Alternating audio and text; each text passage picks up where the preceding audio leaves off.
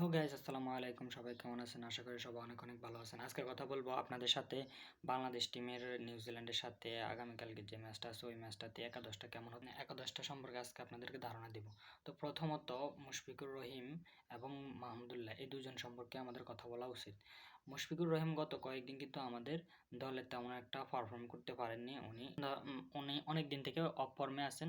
এটা নিয়ে অবশ্যই বিসিবি যেমন দুশ্চিন্তা আছে, আমরা বাংলাদেশের মানুষ যারা আমরা বাংলাদেশ ক্রিকেটকে ফলো করি, আমরা অবশ্যই ওনার এই ফর্মটার জন্য আমরা সবাই কিন্তু মানে চিন্তায় আছি যে উনি কবে ফর্মে ফিরবেন।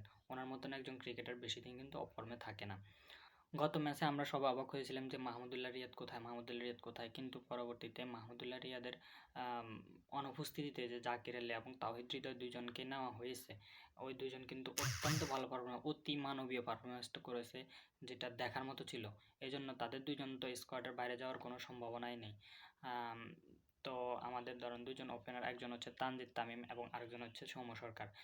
আমি মনে করি যে আগামীকালকের ম্যাচে তারা দুজনেই একাদশে থাকবেন এবং ওয়ান ডাউনে নাজমুল হোসেন শান্ত এখন বর্তমান ক্যাপ্টেন থাকার কারণে তিনি স্কোয়াডে থাকবেন অবশ্যই।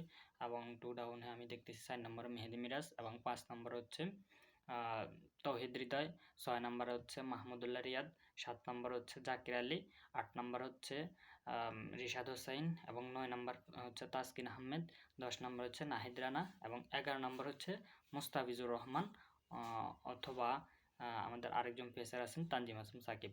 আমার কনফিউজ হচ্ছে এই দুইজন পেসারে কোন কোন দুজন খেলবেন।